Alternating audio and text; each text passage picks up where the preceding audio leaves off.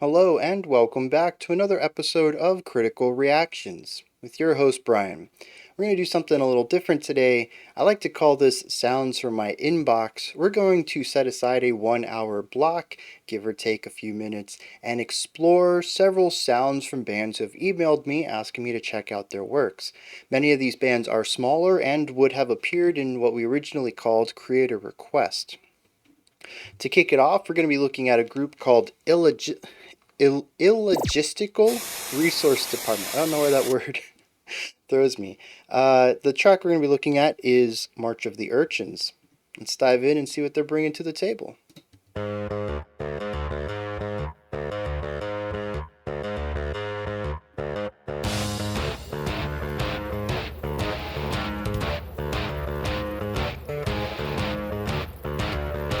Yeah, got a real funky start with his bass.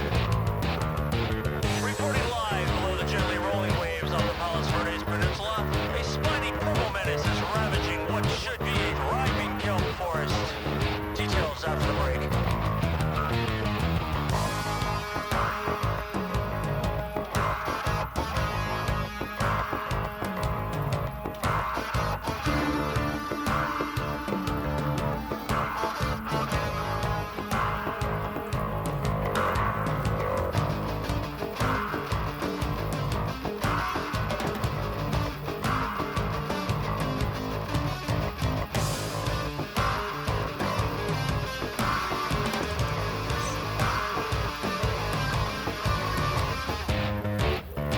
Oh man, I was waiting for a build-up there. We didn't quite get it.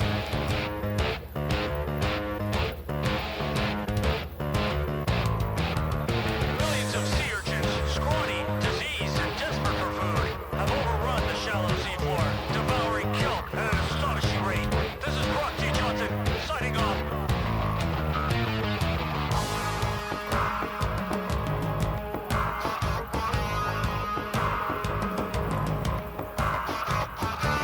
I like the groove, but I think this is it.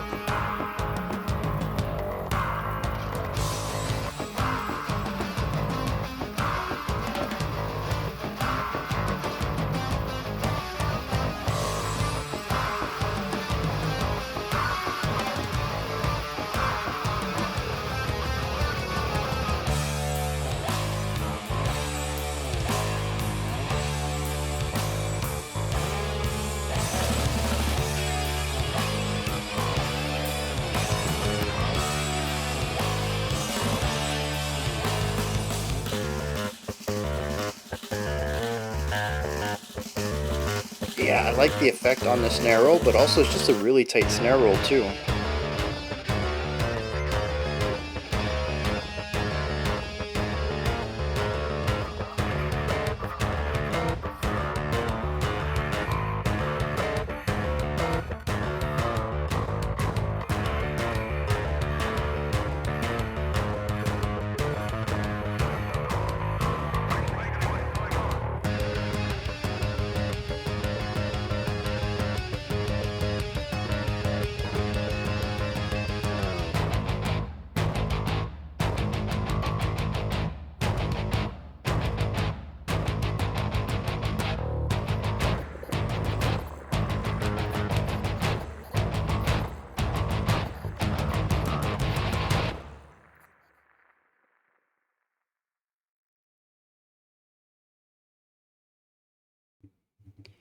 Now see, that's a band I think I'm going to need a second listen to. Not necessarily for that track, but something else by them.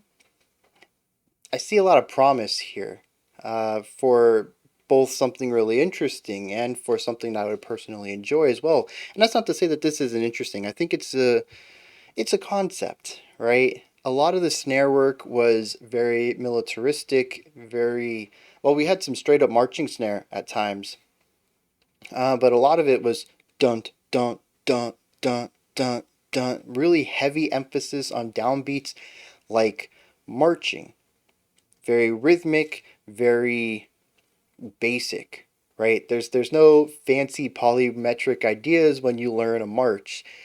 Everybody stomps down on the beat. Every beat. It's not fancy. It just gets the job done.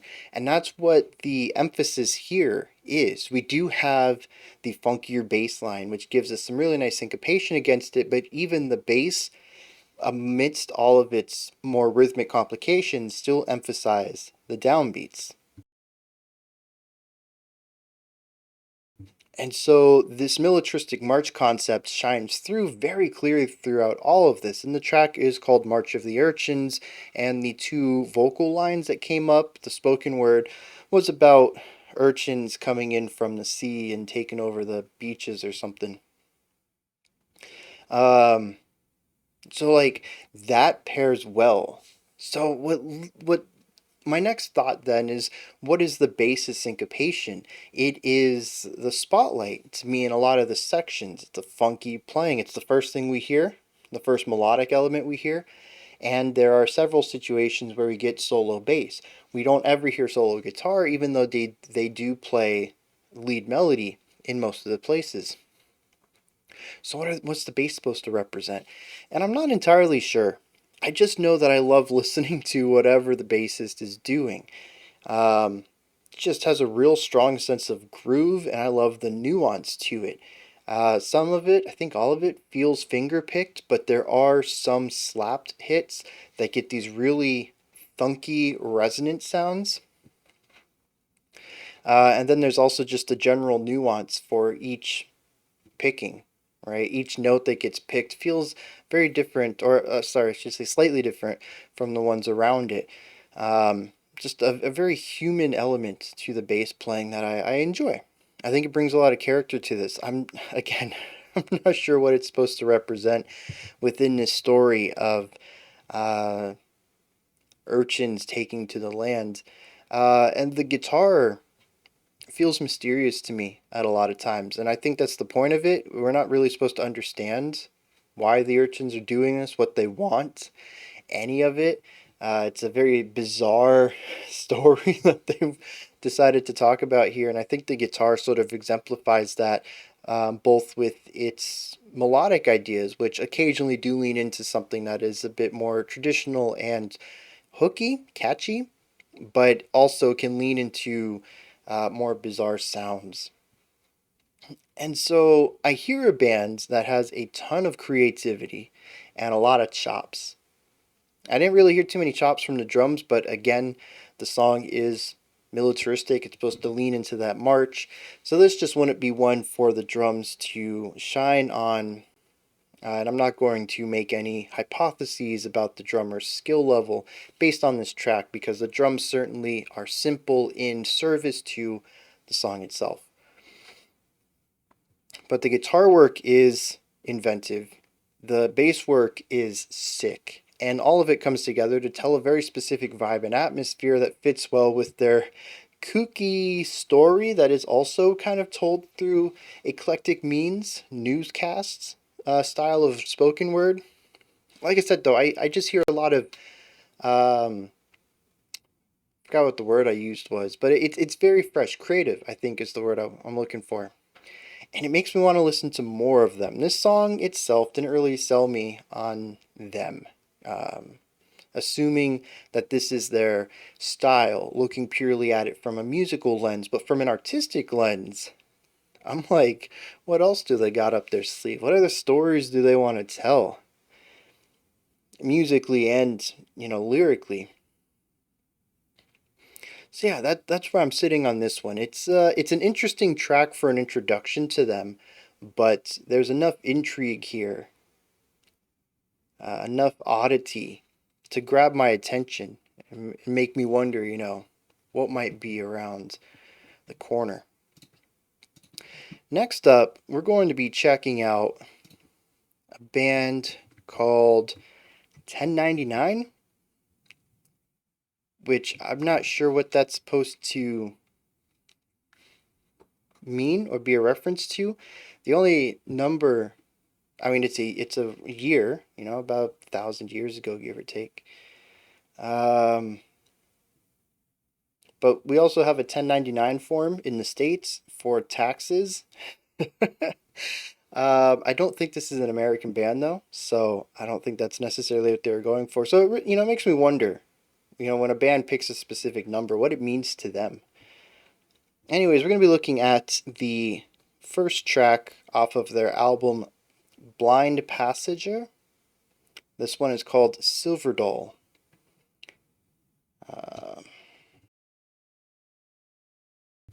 Let's see what they're bringing to the table.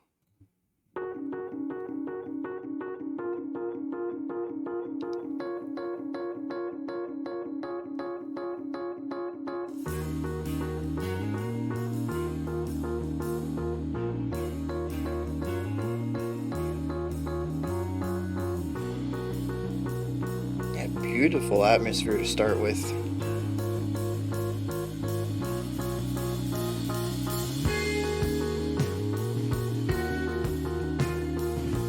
It's a good day for bass work too. I'm loving the tone, the ideas coming out of it. Nice slides, very legato bass work.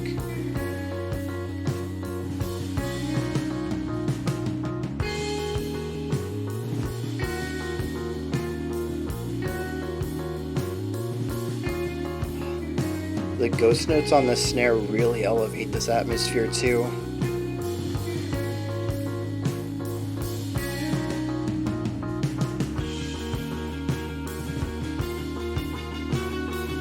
We have a piano drone that's adding a little bit of tension to the track.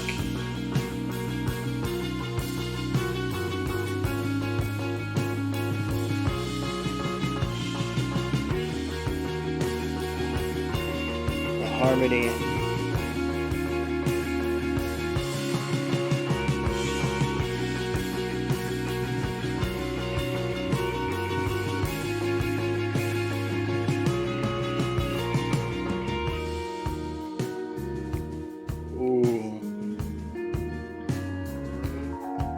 Nice tuplet feel there.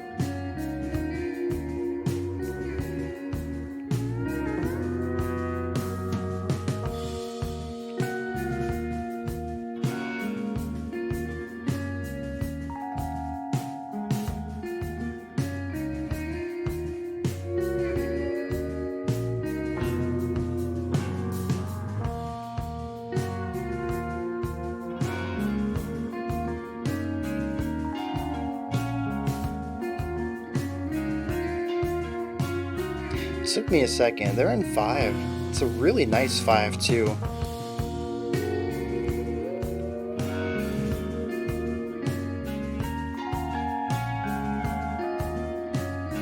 I love the way everything's just playing off of each other.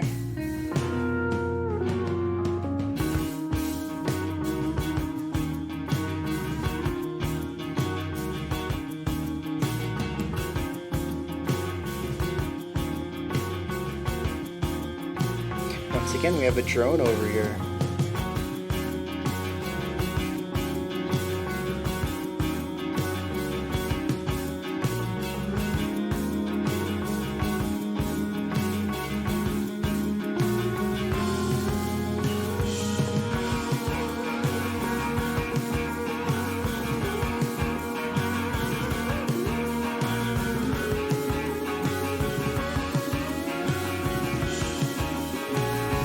Expansion to drive the energy towards this ending.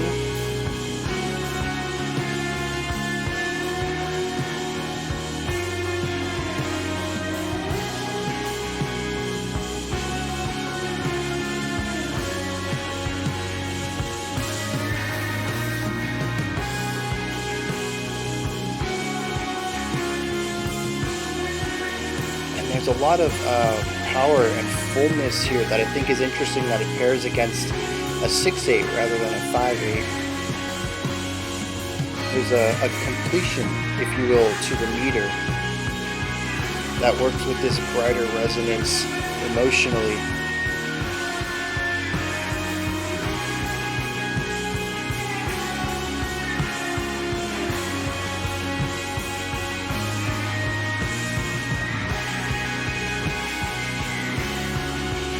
It's like soaring.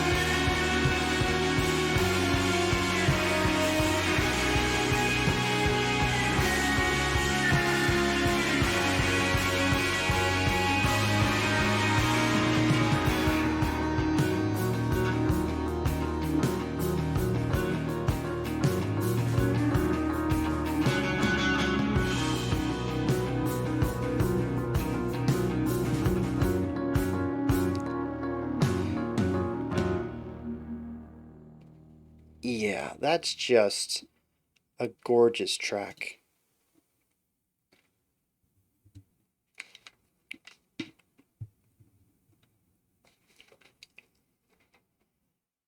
I love the narrative that it takes me on, but I think I want to hold that off for a second. I hope I remember to come back to that. It's a lot of little ideas that work very well.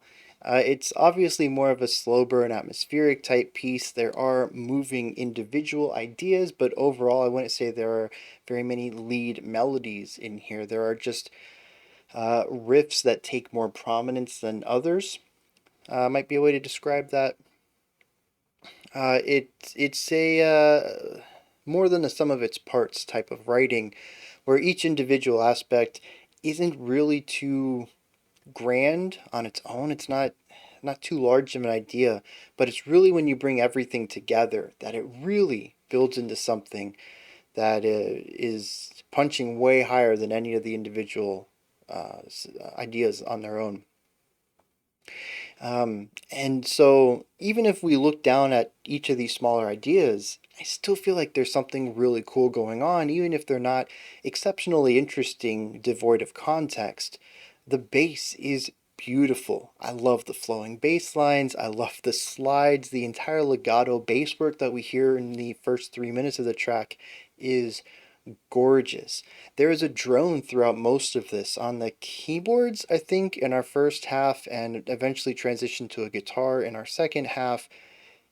I find this to be really interesting because it provides a foundation or a grounding in the sense that it provides a home for everything else to have context from. Distance only has meaning when you have a starting point, and that's what I feel like the drone is for the track, especially in the opening 2.5 minutes or so, when there's so many isolated floating incidents all over the place. Incidents? Isolating ornamental ideas just all over the place, coming in and out, and kind of just dancing around the main foundation here in the middle. And all this movement makes sense compared to this bass line, this root tone that we have. And it really only shifts with uh, chordal shifts.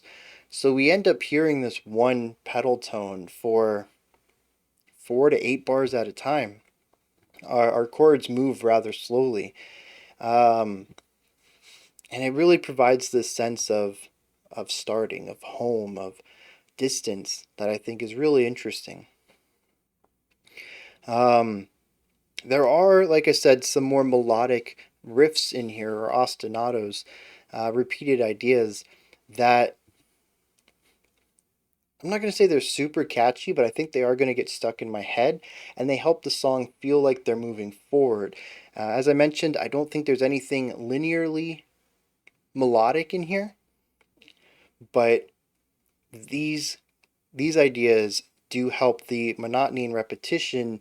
It eases some of the cyclicality of that and allows the song to have a bit of direction and momentum rather than feeling like a cycle or a loop. And it helps push the song forward paired with the slow moving chord progressions that we get primarily through the one instrument that we have playing chords, and our pedal tone uh, drone. And so it's really neat too when we kind of break everything down into roles here. What is the melody? What's the ornamental? What's the counterpoint? What's the harmony? What's our foundation, chord progression?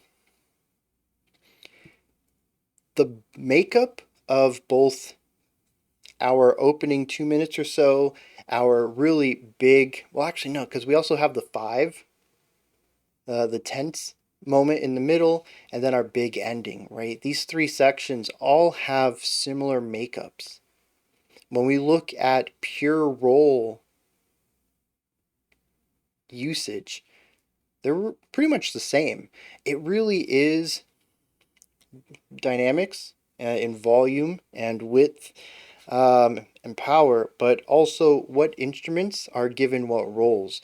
And so I think it's really neat that they don't just say, the bass is, uh, you know, pedal tone or underlying melody or, just foundation. That's the role you're going to get for the whole song. They really look at each section and say, what does each instrument need to do to elevate it?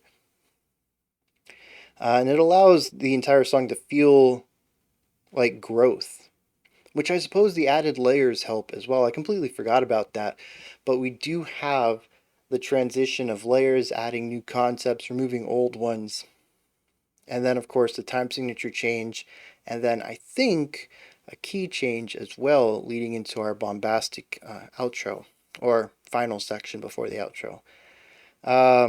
And all of it helps the song push forward for something like that. It's still kind of heavily based on loops.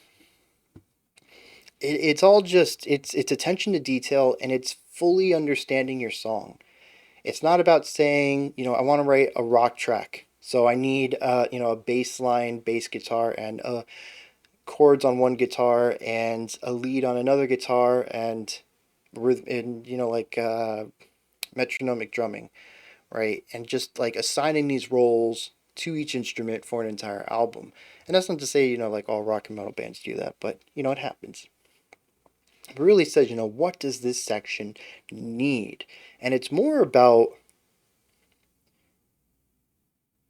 this is going to be kind of weird, but it's more about building the song through its own requests than making a song through your own will. I don't know if that makes any sense. I think creative types are going to be like, oh, yeah, I've been there. And other people are going to be like, what are you talking about, Brian? But like sometimes you make art, but you're not really making it. You're sort of just discovering it. And I know somebody has said this a lot better than I have. And I don't remember who the composer is. We've had him on the channel before, and I'm pretty sure I read this quote. I think somebody put it in a special selection, actually. Or maybe I read it in a Wikipedia when I was doing some research on the composer. I don't remember. But yeah, they said it's more like discovering something that's already been made rather than creating something from the ground up. And that's sort of what I get the perspective of here. Where like at a certain point, it wasn't so much of what do we do next, but hey song, what do you want next? And I'm curious if the band ever felt that transition, either during the process or maybe even retroactively thinking back on it, being like, oh, yeah, there kind of was a turning point where we had a different perspective on making it. Maybe that's not true. Maybe that's not how they experienced it, but that's kind of the feeling I get, which I think is very cool. There's also the concept of story and narrative. What does this song say to me? There is levity and build up through the opening 2 minutes or so that I find are leaning towards a type of tension but never fully give into it. And that tension, I think, primarily comes from that pedal tone, which I know I just said was acting like a sort of home, but there can be anxiety and tension in relationship to home, especially when you get the idea of distance incorporated. The whole concept of homesickness comes into this. But I had mentioned that there's just this this levity, weightlessness. It feels very carefree with a little bit of anxiety underneath, but not a lot. And then we shift over to the 5 section, which begins to get a bit more chaotic. We no longer have symmetry in our meter. Our rhythmic device is split up into a group of 3 followed by a group of 2. So we have this push and pull where it feels like we're sitting in the first half of the bar just a hair bit longer than the second half, making the second half feel rushed. It's this tension and release that we constantly get from the time signature. The rhythms get a bit more complex, and the way that instruments play off of each other become more complex as well. And all of this leads into a rather large build-up into our final section where I think we have a key change. We move back to the 6/8 or possibly 3/4 that we had in the beginning, providing symmetry and calm, and the music has shifted from something that feels a bit more tense to something very uplifting and freeing. I had mentioned it feels like soaring, the freedom of flight. And this could, as usual when it comes to my descriptions, they're kind of vague, right? Without words, we can attribute this the series of emotions to a lot of things, but for whatever reason, I get the idea of growth, particularly birds, but it could be attributed to any animal. The carefreeness of childhood, the anxiety and tension of leaving the nest, and then the freedom of adulthood and being able to do whatever you want and having become a fully matured whatever you are, bird or human or whatever. That's the imagery I get from this, and it's really beautiful. It's a gorgeous track. Without any lyrics in it, I can't really lean into any specific read of it, but that is what I get out of listening to this gorgeously composed and beautifully performed song. Up next, we're going to be looking at a band called Bird's View.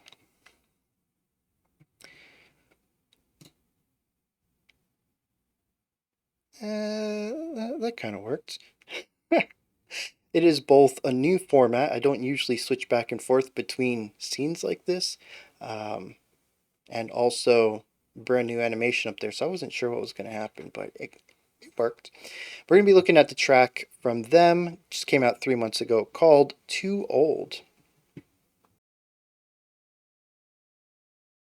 Let's dive in and see what they're bringing to the table.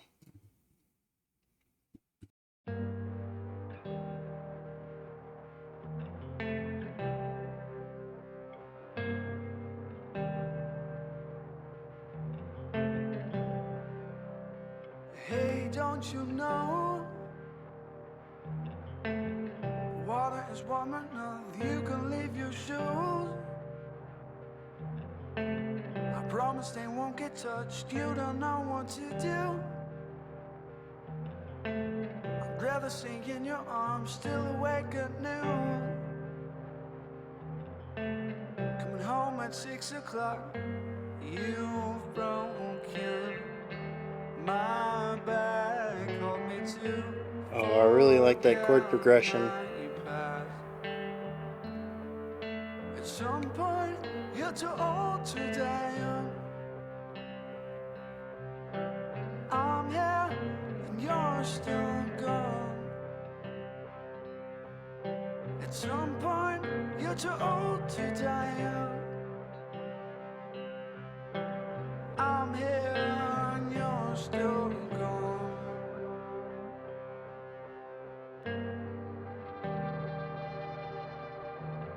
Wonderful atmosphere, real dreary.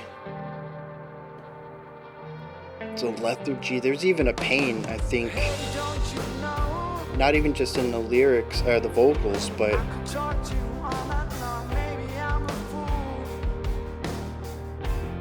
even the guitars themselves, the type of distortion, the effects put on it.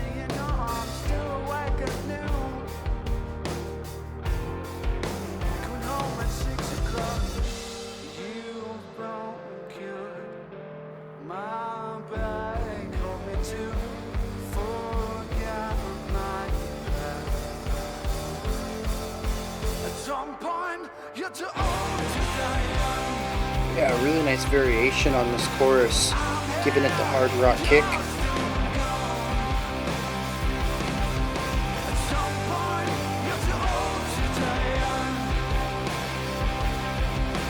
This guitar over here is very sludgy, it's very thick. It's a massive tone. Rising tension.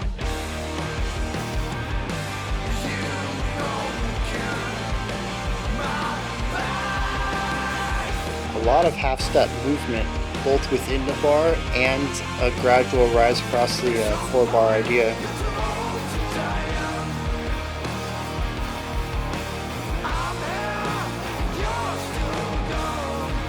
Do we have a shift or just harmony?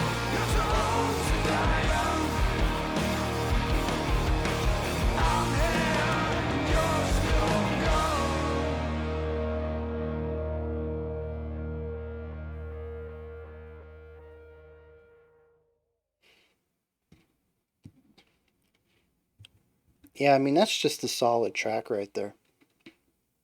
It's iterative rock. It does a lot of stuff we see in more balladic, is that a word?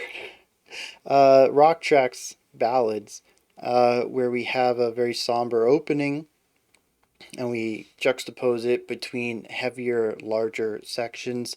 In this one, though, we didn't really, which I thought was cool. We saved that because we could have went with the somber atmospheric verse juxtaposed to a larger hard rock chorus, which we certainly do on the second time around, but we don't get that immediately. We get to stay with that somber atmosphere through both of the opening verses and the opening chorus, which not only allows for that big moment to be a bit more of a payoff rather than something to rely on, especially the second and third time you get to the chorus, you're expecting that large bombastic element to it.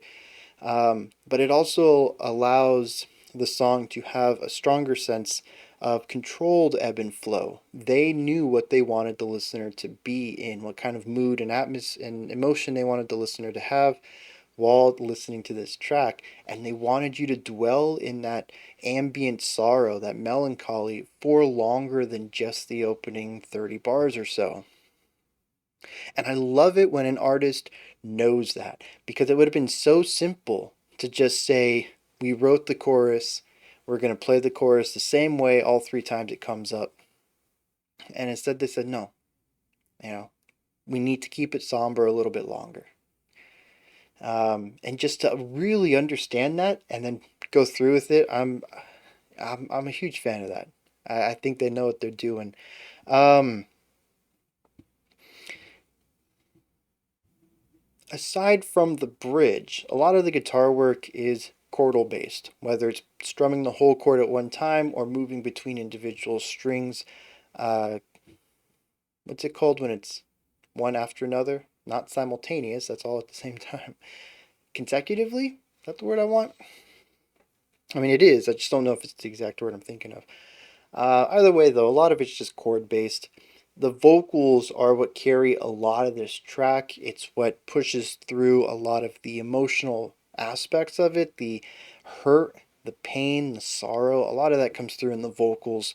Um, but it's not exclusively through the vocals. We also have, and I mentioned this, it was the end of the first chorus, I think, and we had a little bit of a distorted guitar come in off on the right.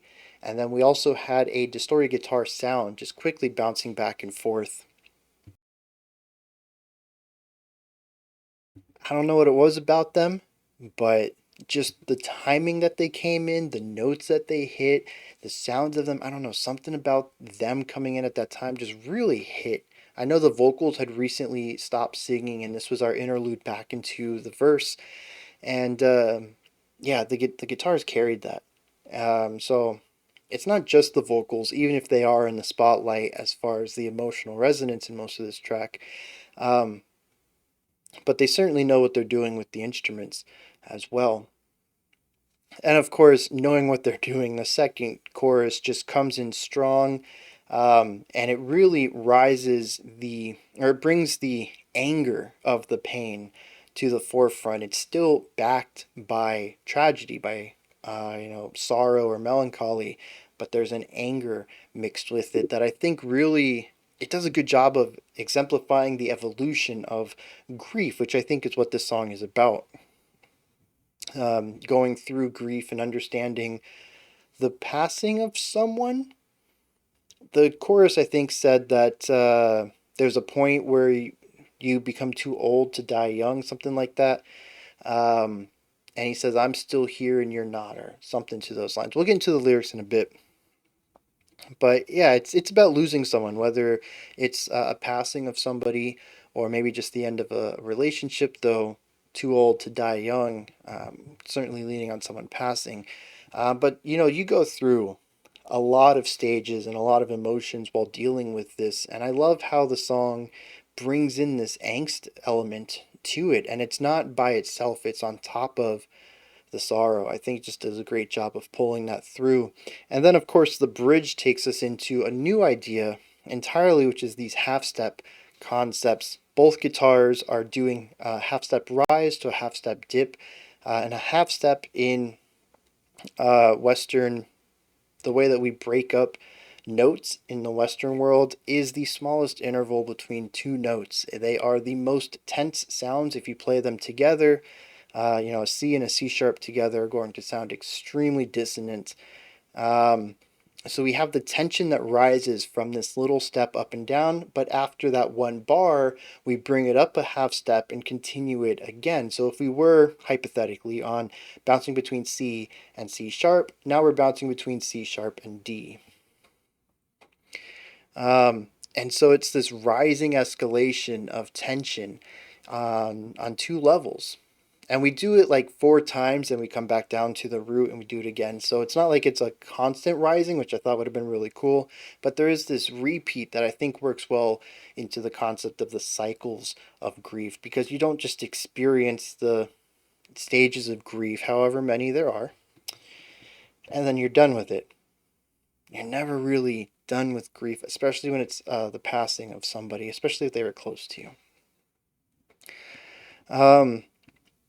So yeah, like, it is iterative rock. There's nothing on the guitar side or on the drum side or even on the melodic writing that is going to completely blow the world away. Everything that's, here has been in some form been influenced by someone else. But it's done at such a level with such an attention to detail and theme and storytelling that I'm blown away by it. They only have 24,000 subscribers. I'm kind of curious how many plays they have on Spotify. But as far as hard rock or alt rock or whatever this is goes, maybe even radio rock, like I could see Seether playing something similar to this. I'm intrigued. I'm kind of sold. I got to check out more of this. See what other kind of music they do. Maybe this is just their ballad, or maybe this is what they always write. And you know what? I would not be opposed to that. A couple months back, I went through a little post-grunge moment, and I went through Smile Empty Soul's entire discography, and I'm kind of a sucker for that understated, ambient, barely anything playing verse followed by explosive chorus, utilizing guitar sounds and melodies that would not be outside mainstream rock. I'm a sucker for that sound. I don't know what I'm doing. I still gotta hit some lyrics. Let me pause this real quick, read some lyrics. We'll come back, dissect them, and we'll check out what is probably going to be the last band for the day. And my read on the lyrics were very close based on just that one line from the chorus. At some point, you're too old to die young. I'm here, and you're still gone. That is stated 3 times throughout the track. There's also a section that says, it's just repeating more of the same concept. The one thing that sticks out to me, I think, is the second chorus. It says, don't you know I could talk to you all night? But maybe I'm a fool because I don't until you're gone. So, don't you know I could do this forever? But I don't know that. I didn't know that until you were gone, So, yeah, it's this feeling of loss and the pain of that. None of the other lyrics really change any perspective on it or add anything else. It all kind of leans into that same topic, but at least for me, like I said, it just kind of works. Everything just kind of fits together in a way that sounds good to my ears. And honestly, at the end of the day, it's usually what we want out of music. Alright, so our very last one today, I think still, we're going to be looking at one from Monosphere. This one is called Friends and Foes. Let's dive into this one and see what they're bringing to the table. Oh, a little bit of a gear shift to wrap this video up.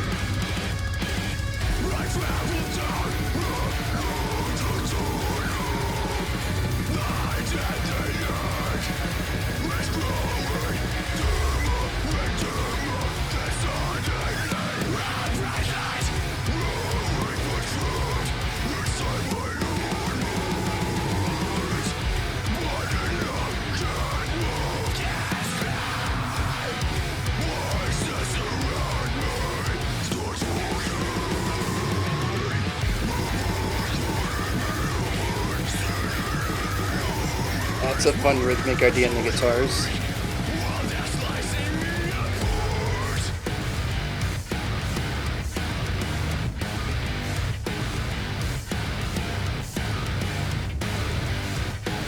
Yeah, it's a really interesting tuplet concept going on there, all based around 4/4. Oh, you can actually hear the 4 in the cymbals. I don't know how I missed that.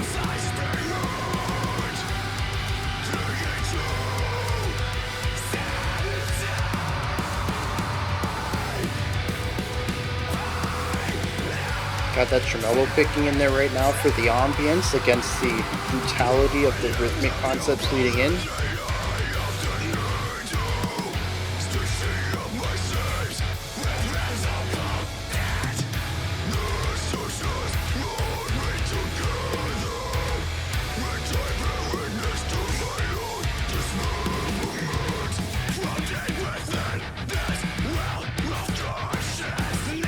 Yeah, really nice using those muted. Yeah, those muted notes to provide like a rhythmic texture against the melody.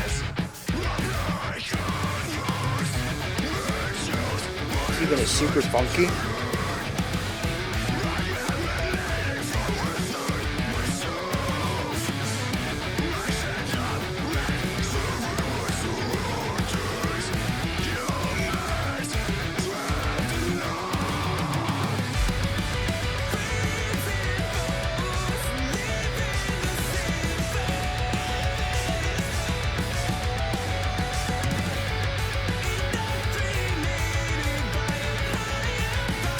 Yeah, digging that polyrhythm.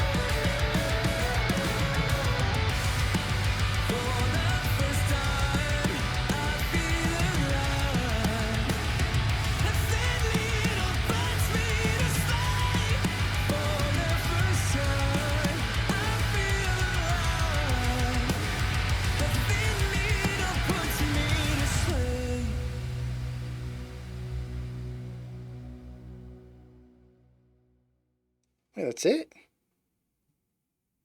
Dang. There is no way it's already been 3 minutes. What is this at the end? Oh, it's like a post-credit scene to tie into a larger narrative with their music videos? I don't know.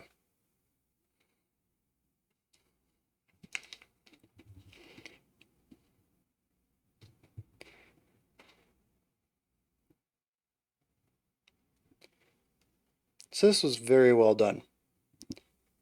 We have tons of funky grooves and rhythms, utilizing polymetric and polyrhythmic techniques, usually dancing between the guitars and drums, but also sometimes against the entire sometimes the entire band against either a perceived pulse for the song or the cymbals giving us a pulse, which is pretty typical for this type of music. We do juxtapose some of the just gnarlier, brutal sections with more sparse rhythmic playing. Still, a lot of this song is based around rhythmic ideas, more so than melodic ones, but we do have some really neat textures that come in here, and this was where we got those palm muted little scrapes that were providing some funky syncopation against the more melodic accented hits. I really like that part, plus we had a lot of space between our ideas, which helped the section feel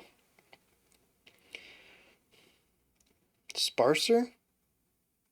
Everything up to that point felt very full, like the band was just filling the entire sound sphere, and here we had moments of rest, at least from the guitars. I really liked having that extra space in the sound just to open it up and have a little gap to breathe from, other than being, you know, compressed by all the metal. But we did have one section in there where we introduced an atmospheric element with tremolo picked guitar work that I thought was a really nice change of pace, while the bass and drums were still providing a rhythmic approach to the atmosphere writing. The guitars giving us basically this moving progression of, I think it was single notes, but it still kind of gives us that chordal movement that the song doesn't really play around with much.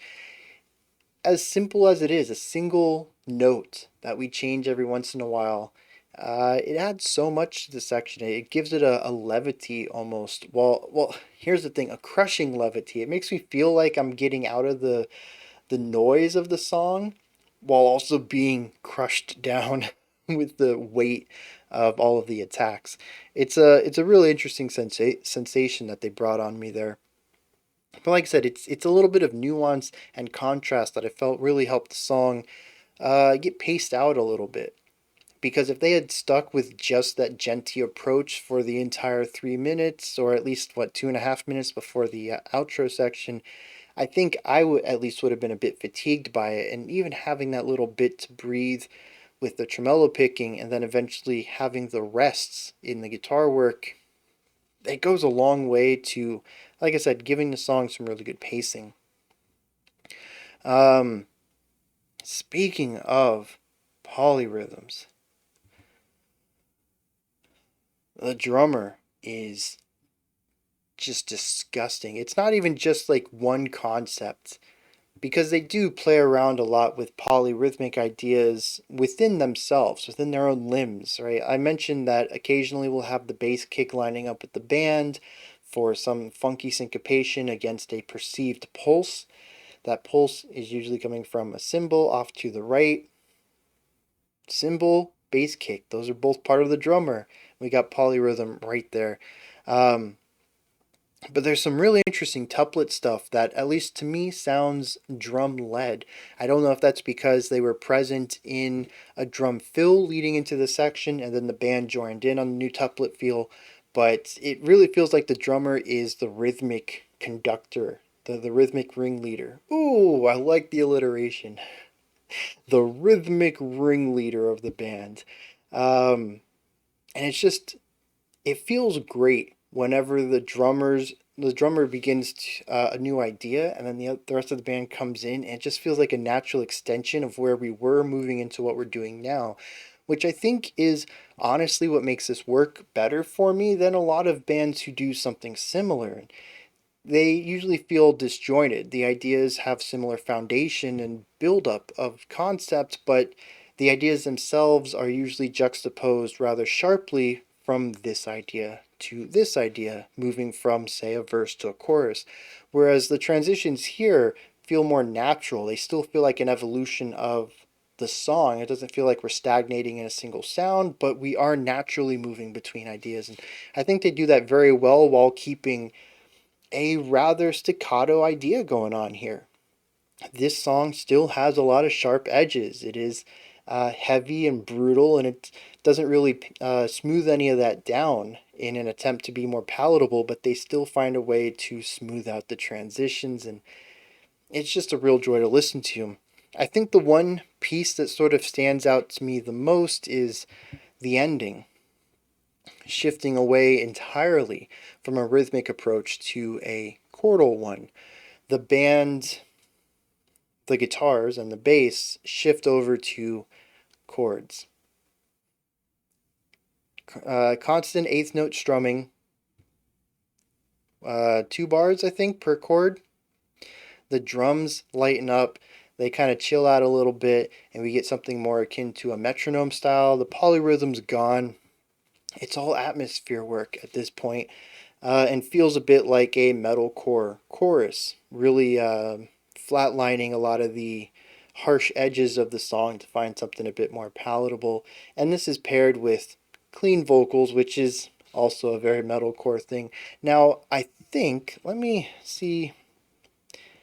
Yeah, I don't know. I have zero info on this band. Give me 1 second to check my email real quick, and I don't want to state something that is wrong, especially if I already have the right info. All right, so yes, the clean vocals at the end are a featured vocalist named Mirza from the band Siamese. I like how the song evolved into it. I think it came at a really strong point. There's been a lot of brutality up to there, and I get, like I said, there were moments in there that allowed me to breathe, but constant brutality tends to be a bit draining on me. And I enjoyed this lighter, ending to the track. It gave me something that was more, I guess, closer to what I would enjoy listening to typically. But it feels very out of place, and I almost wonder if there isn't. I mean, maybe there's something in the lyrics. Yeah, there's more than I would expect, actually. I'll have to take a look at that in a second. But maybe there's something in the lyrics that showcases why we need this drastic change to the new sound entirely. But I almost wonder if finding a midpoint between the two wouldn't have been better. Maybe keep the chords present, but have some rhythmic idea in the drums that underlines and retains the syncopated nature, and maybe do some overlapping harshes against the cleans. I don't know. It's also a feature, and maybe, part of the feature is that it's exclusively the vocalist, and this was the best way that they could go about, creating music that would support the vocal style. I don't know everything that goes into it. Maybe the song was written first, and he tried to find a clean vocalist to put on top of it. There's so many things that go into music. I'm not going to try to uh, find some definitive answer without directly asking Monosphere what happened. But it does feel like talking about all of the really smooth transitions and how the song flows, it's the odd point that feels a bit disconnected from everything else, though I did appreciate its presence as a contrast to the rest of the track. So give me a second to read some lyrics. We'll dig into those, and then we're going to wrap the video up then. The lyrics are quite a bit darker than I think I would have ever expected from the song musically, or even the title, Friends and Foes. It is about dying and thinking you're going on to the afterlife and seeing a tunnel. There's a light at the end. Actually, it's a bright light. Actually, I'm on a table with a bright light above me. It's about waking up, presumably during an autopsy for your own death, and being trapped in your body. It's sort of like an awake coma, but you're actually dead, but you're actually alive. I don't actually have words to describe exactly what's going on here, but that's the concept. Says that he wakes up and sees people leaning over them, joking and cutting me apart. Says I don't want to be a victim or a science experiment, and my sanity is wearing thin. Says that I have to bear witness to my own dismemberment. Now, this could go any direction. I mentioned an autopsy because honestly, that's where I would like this to be. It seems a little bit more innocent, but I mean, it could certainly be all sorts of directions. It doesn't necessarily say who these people are or what they are wearing. I think the music video also showcased doctors in a sterile room, so that also leans me into the autopsy perspective. But I mean, it could also be, murderers, cannibals, uh, all sorts of people in like horror settings. That would be cutting a body open. But just the concept of waking up and not being able to move during this. And, I mentioned some sort of coma, but he did say that my body is numb. I can't move and I can't scream. It's possible that it is medically induced paralysis. But anyways, says induced by a strange feeling, I sit up and survey my surroundings. The humans are trapped in awe. He said, but then, for the first time, I feel alive, and a thin needle puts me to sleep. So, that medically induced paralysis, they get something else. I was going to say they return back to it, but no, it says put them to sleep, so some sort of tranquilizer, I would assume. But yeah, it's a horror story about waking up during your own mutilation, for whatever reason that is, and not being able to move, but possibly being able to feel it all. No, maybe not, because it does say that the body's numb. Just being able to see it all, then watching your body get torn apart. Yeah, that is terrifying. Not something I thought I would ever think about, but now probably goes into one of my top 10 nightmares. That just seems horrible. But the music doesn't really lead into that. I mean, it's certainly musically, this is death metal. It's got some genty ideas to it. It's heavier, it's brutal. Like, these are the words I've used, but it's a fun kind of metal that doesn't have really horror or moody overtones to it. So I just never expected the lyrics to go in such a dark direction.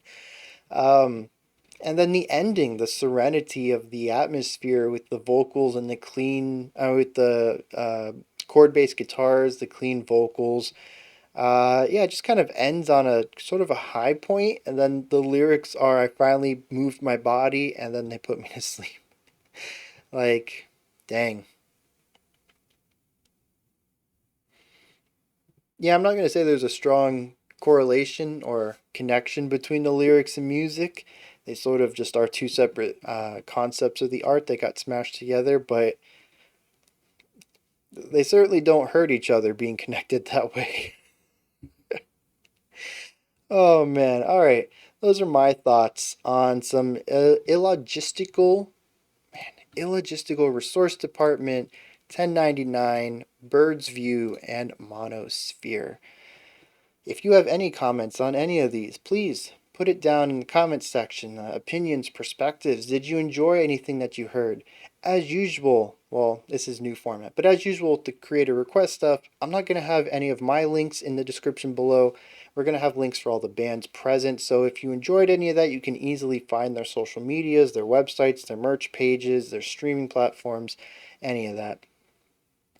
And of course, above that, if you could, like, subscribe, ring the bell if you head on over to any of their pages. Like, subscribe, favorite, heart, whatever the metric is for engaging with them on whatever platform.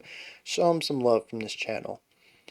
Until next time, remember to be critical, not cynical, with the music you listen to, and have a fantastic morning, afternoon, or evening, whenever you choose to watch my videos.